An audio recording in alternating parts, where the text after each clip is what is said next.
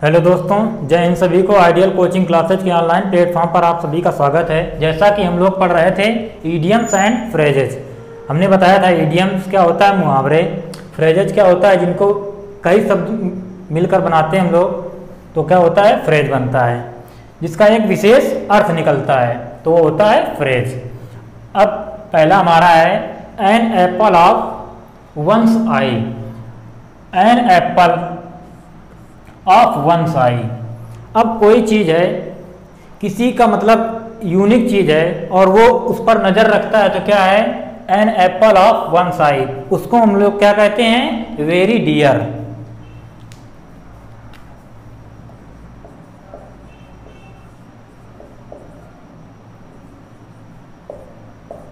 इसे हम लोग कहते हैं आंख का तारा।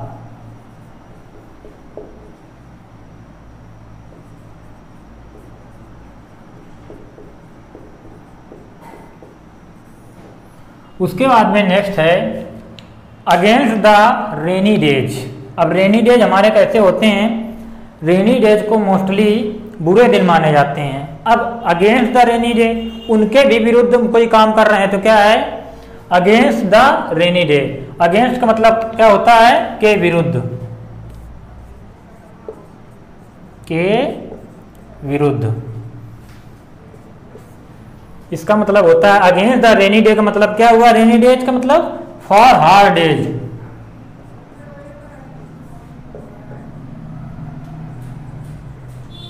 हार्ड डेज, इसका मतलब बुरे दिनों के लिए।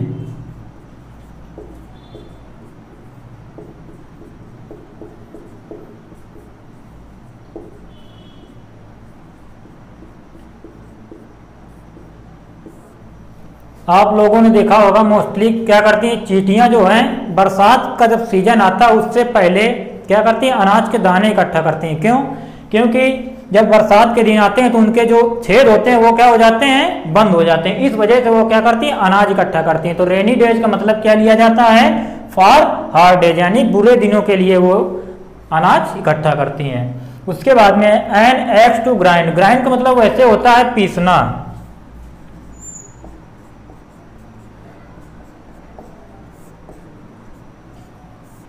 अब पीसने का मतलब क्या है, कुल्हाड़ी में धार लगाना। कुल्हाड़ी में धार कब लगाते हैं, जब कोई पर्सनल स्वार्थ होता है लोगों का।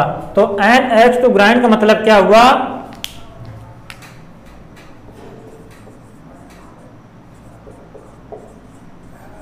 पर्सनल एंड टू सर्व, मतलब स्वार्थ सिद्ध करना। स्वार्थ सिद्ध करना। उसके बाद में नेक्स्ट है at the 11th our. Our को क्या पढ़ा जाता है, आवर को आवर ना पढ़ के हम लोग क्या पढ़ते हैं, आवर पढ़ा जाता है। इसके आगे हम क्या लगाते हैं, आर्टिकल एन का प्रयोग करते हैं। तो क्या हुआ, एट द 11th आवर। अब आवर पूरे कितने होते हैं, टोटल होते हैं 12। तो 12 में है, ठीक, 12 हुए टोटल। अब बात किसकी कर रहा है, 11th है। 11 12 से क्या है, बिल्कुल नजदीक है। तो क्या हुआ, एट द 11th आवर का मतलब हो गया एट द लास्ट मोमेंट। किसकी बात कर रहा है, लास्ट मोमेंट की बात कर रहा है।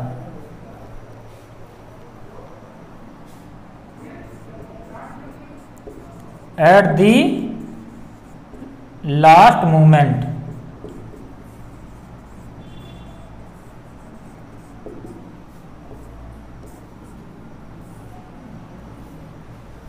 At large. लार्ज का मतलब क्या होता है, लार्ज का मतलब होता है विशाल।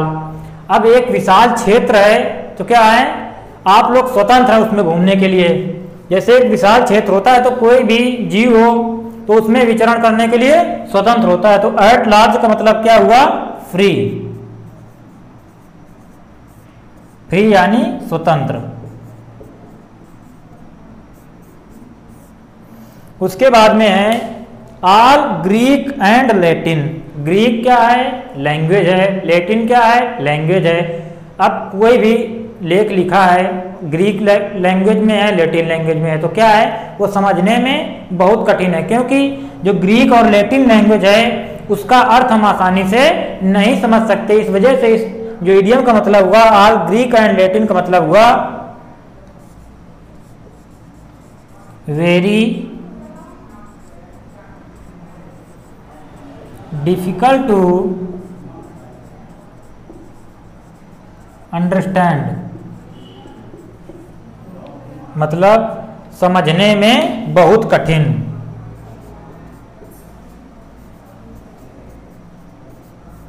समझने में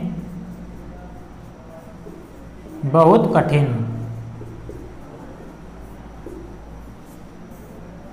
उसके बाद में नेक्स्ट है एट होम इन।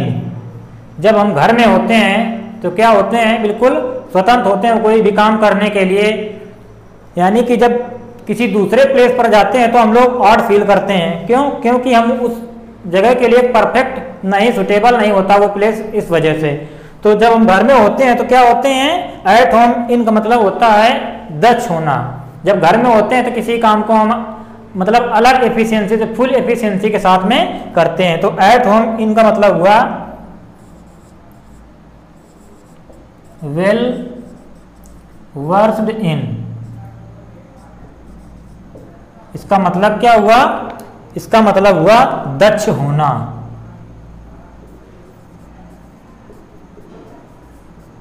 दक्ष होना। उसके बाद में नेक्स्ट है ए फॉर क्राई। हम चिल्लाते कब हैं, जैसे कोई व्यक्ति हमसे काफी डिस्टेंस पे होता है तो क्या करते हैं हम लोग उसको तेज आवाज के साथ बुलाते हैं ताकि हमारी जो आवाज है वो उस तक पहुंच सके। तो ए लाउड, जैसे हम क्या करते हैं, ए फॉर क्राई का मतलब होगा लाउडली। लाउडली का मतलब एक ऐसी आवाज जो कोई आसानी से सुन सके, तेज आवाज इसको हम कहते हैं। और इसी का एक होता है एलाउड। एलाउड का मतलब क्या होता है, एक ऐसी आवाज जिसको आसानी से सुना जा सके। जबकि लाउडली का मतलब क्या होता है, लाउडली का मतलब होता है तेज आवाज। तो इसका मतलब क्या हुआ, ए फॉर क्राई, जब कोई व्यक्ति दूर होता है तो क्या करते हैं हम लोग चिल्ला कर बुलाते हैं। इस वजह से ए फॉर क्राई का मतलब क्या हुआ, डिस्टेंट।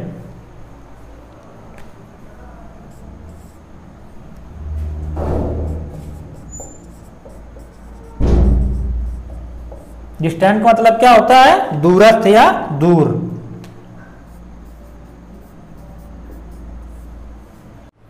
नेक्स्ट है हमारा अ बॉटल नेक। बॉटल का मतलब ऐसे कुछ होती है बॉटल, ठीक, कुछ इस प्रकार।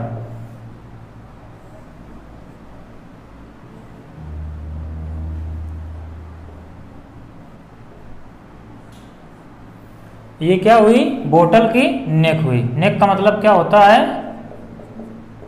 ऊपरी हिस्सा यानी गर्दन, ठीक।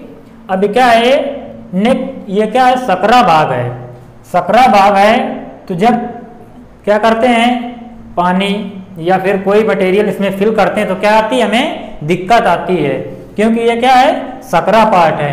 तो इस वजह से अब बॉटल नेक का मतलब क्या हुआ, बाधा या रुकावट। बॉटल नेक का मतलब क्या हुआ, बाधा या रुकावट। तो इसे हम लोग कहते हैं ऑब्स्टैकल। ऑब्स्टैकल का मतलब भी को क्या होता है, बाधा या रुकावट। बाधा या रुकावट। उसके बाद में बैग एंड बैगेज। अब क्या करते हैं कि जब भी कोई व्यक्ति, कभी आप स्टेशन गए होंगे तो देखा होगा कि तमाम बैग एंड बैगेज यानी कि झोला, बोरियां, ये सब लिए रहता है। तो क्या है, बैग एंड बैगेज का मतलब क्या होता है, with all belongings. With all belongings मतलब बिस्तर बोरिये के साथ। बैग एंड बैगेज का मतलब क्या हुआ, विद ऑल बिलोंगिंग्स। व्यक्ति क्या करता है, अपने हर एक यूज की चीज ले जाता है, तो क्या हो जाता है, bag and baggage with all belongings. इसे हम लोग कहते हैं बिस्तर बोरिए के साथ, बिस्तर बोरिए के साथ। उसके बाद में नेक्स्ट है बर्ड्स ऑफ अ फीदर। आ का मतलब होता है द सेम। आ का मतलब क्या होता है? The same. सेम का मतलब होता है समान। अब एक ही समान पंख वाले पक्षी हैं तो क्या होंगे? Birds of a feather. Birds of a feather का मतलब क्या हुआ? आ का मतलब होता है द सेम। अब जब एक ही प्रकार के पक्षी हैं तो क्या होगा? उनकी क्वालिटी भी सेम होगी। तो क्या होगा इसका मतलब? इस इडियम्स का मतलब होगा people of same nature. Birds of a feather का मतलब क्या हुआ?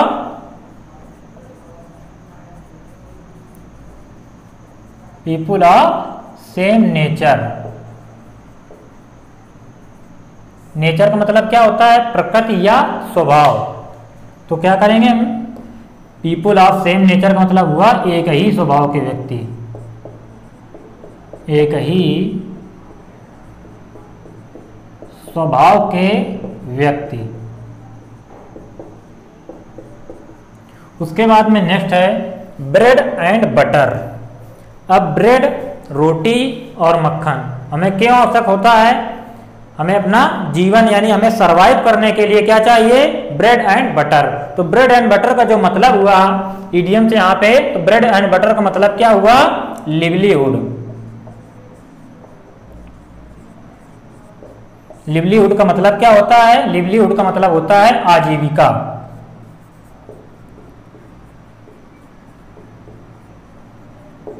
लिवलीहुड का मतलब क्या हुआ? आजीविका। उसके बाद में है ब्रीथ वंस लास्ट। लास्ट का मतलब क्या होता है? खो जाना।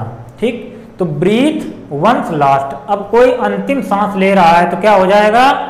जब कोई व्यक्ति अंतिम सांस लेता है तो क्या हो जाता है? वो व्यक्ति मर जाता है, यानी मरने की दशा होती है। तो ब्रीथ वंस लास्ट का मतलब होता है टू डाई,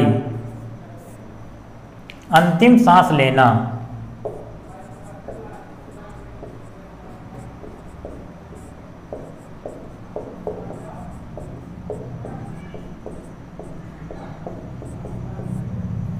इसके बाद में है bolt from the blue. Bolt का मतलब क्या होता है? एक प्रकार का झटका। तो bolt from the blue. Blue क्या है? कलर। ब्लू कलर क्या करता है? अचानक से पड़ता है तो क्या देता है? एक झटका महसूस होता है। ठीक, तो बोल्ट फ्रॉम द ब्लू का मतलब क्या हुआ? Bolt from the blue. Bolt from the blue का मतलब क्या हुआ? झटका।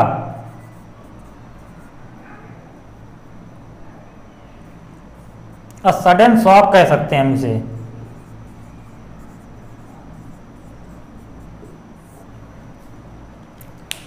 अचानक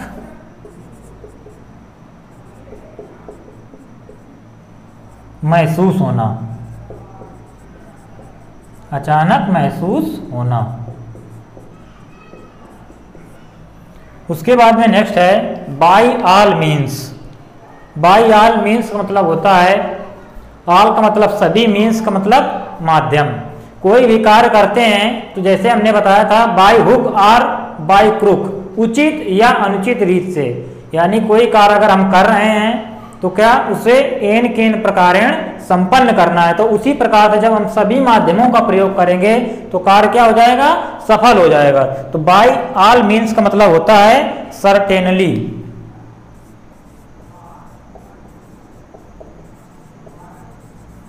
जब हम प्रत्येक माध्यम का प्रयोग करेंगे तो कार्य हमारा निश्चय ही सफल हो जाएगा। तो सर्टेनली का मतलब क्या होता है? निश्चित ही या निश्चय ही।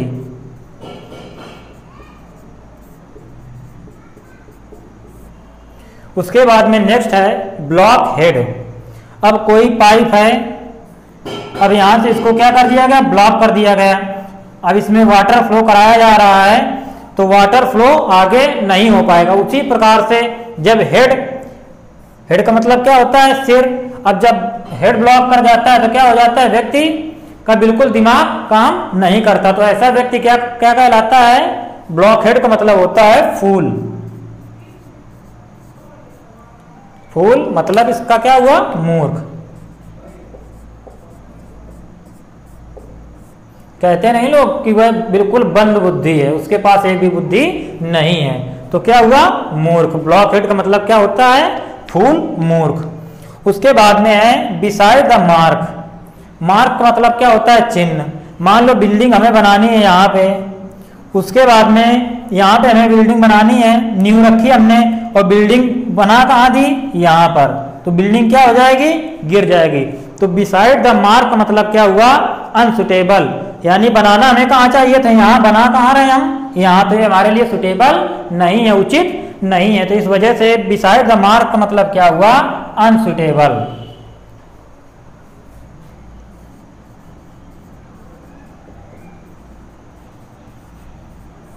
अनसुटेबल मतलब अनुपयुक्त।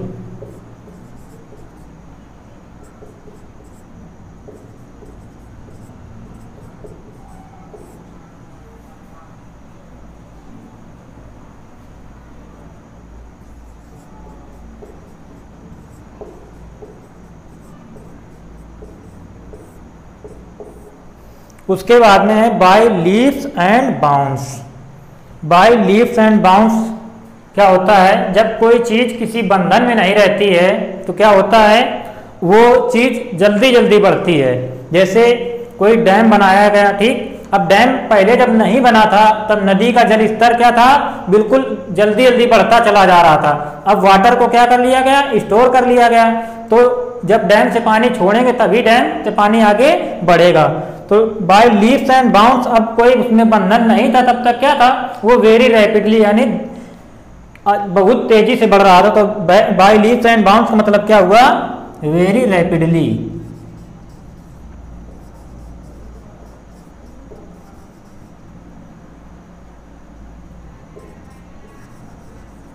वेरी रैपिडली मतलब क्या होता है, दिन दूना रात चौगुना।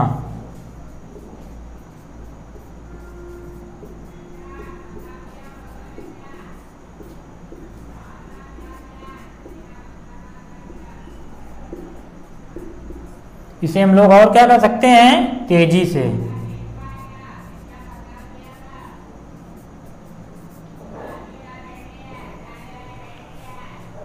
नेक्स्ट है ब्लैक सीप। अब ब्लैक सीप भेड़ें मोस्टली क्या होती हैं, वाइट होती हैं। अब उसी में बीच में क्या दिखाई पड़ गई हमको, काली भेड़। ब्लैक सीप का मतलब काली भेड़ का मतलब इससे ये लिया गया है, मुहावरे का जो भी मुहावरा दिया जाता है वो वर्ड तो दूसरे दिए जाते हैं लेकिन उसका अर्थ क्या होता है, अलग होता है।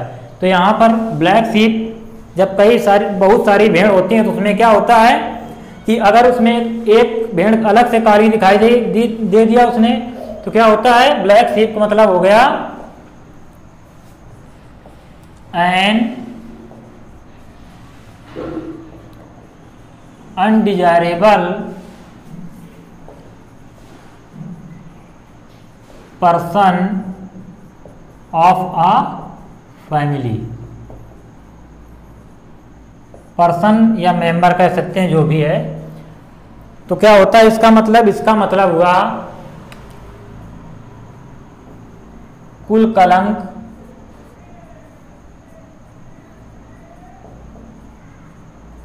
अथवा अवांछनीय व्यक्ति।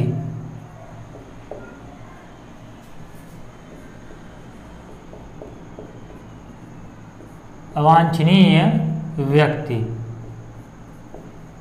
कुल कलंक अथवा अवांछनीय व्यक्ति। क्या हुआ, ब्लैक सीप, जो सब लोगों में, फैमिली में या किसी ग्रुप में अलग दिखे, वो क्या होता है, ब्लैक सीप। उसके बाद में है ब्रिंग टू लाइट। अब कोई चीज क्या होती है, जब तक अंधकार में होती है तब तक हमें सही क्लियर नहीं दिखाई देती है, और उससे हम क्या करते हैं, जब प्रकाश मिलाते हैं तो क्या हो जाती है, हमें चीज स्पष्ट रूप से दिखाई देने लगती है। तो ब्रिंग टू बुक का मतलब, ब्रिंग टू लाइट का मतलब क्या है, to make clear.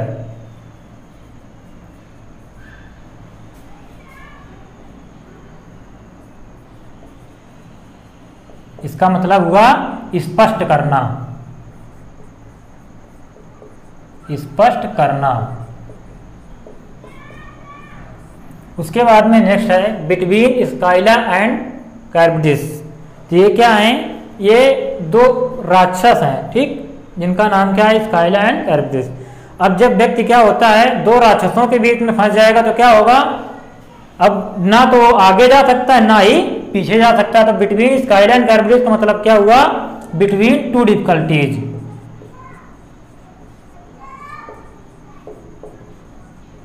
Between two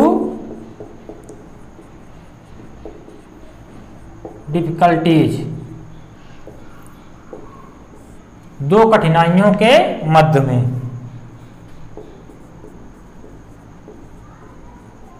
दो कठिनाइयों के मध्य में,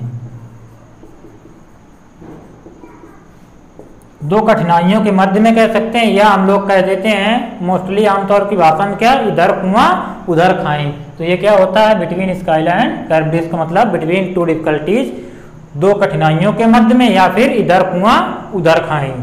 उसके बाद में है बैड बार्गेन। बार्गेन का मतलब क्या होता है, समझौता।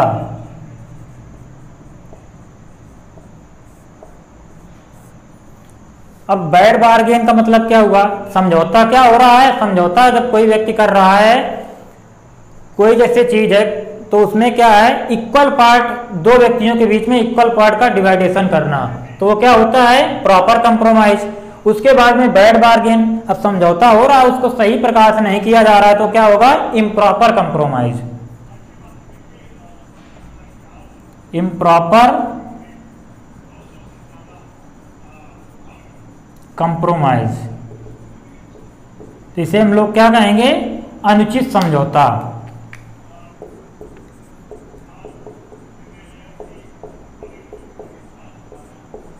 अनुचित समझौता। उसके बाद में नेक्स्ट है बाई चांस। बाई चांस ज्यादातर हम लोग प्रयोग करते हैं। बाई चांस मतलब क्या होता है, संयोगवश। बाई चांस कोई व्यक्ति मिल जाता है या कोई चीज मिल जाती है, बाई चांस मतलब क्या हुआ, सीधे संयोगवश।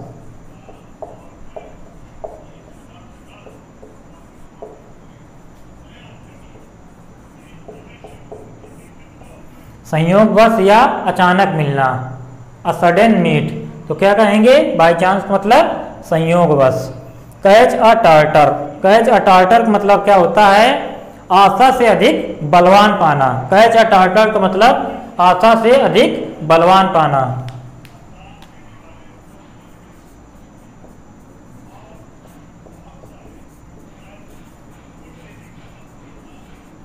आशा से अधिक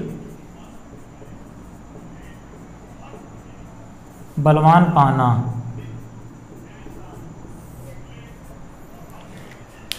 कैच अ टार्टर मतलब क्या हुआ, आशा से अधिक बलवान पाना। जैसे क्या करता है पाकिस्तान, हमेशा क्या करता है, इंडिया पे कुछ न कुछ अटैक करता रहता है। तो क्या करता है, अटैक करने के बाद में वो पाता है कि इंडिया उससे क्या है, आशा से अधिक बलवान है। जितनी वो आशा करता है उससे ज्यादा इंडिया उसको मतलब अपोज करती है। तो कैच अ टार्टर मतलब क्या हुआ, आशा से अधिक बलवान पाना। Kock and bull story. अब कॉक मतलब क्या था, मुर्गा, और किसकी कहानी, सांड की कहानी। तो क्या है, बिल्कुल बेतुकी कहानी, इसमें कुछ कहानी में कोई मतलब इसका नहीं है। कॉक एंड बुल स्टोरी मतलब क्या हो जाएगा, बेसिर पैर की।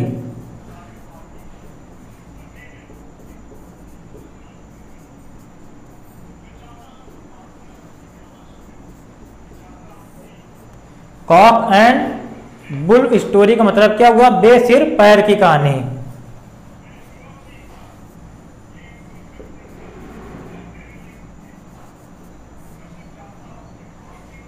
इसे हम लोग क्या कह सकते हैं, फॉल्स स्टोरी भी कह सकते हैं।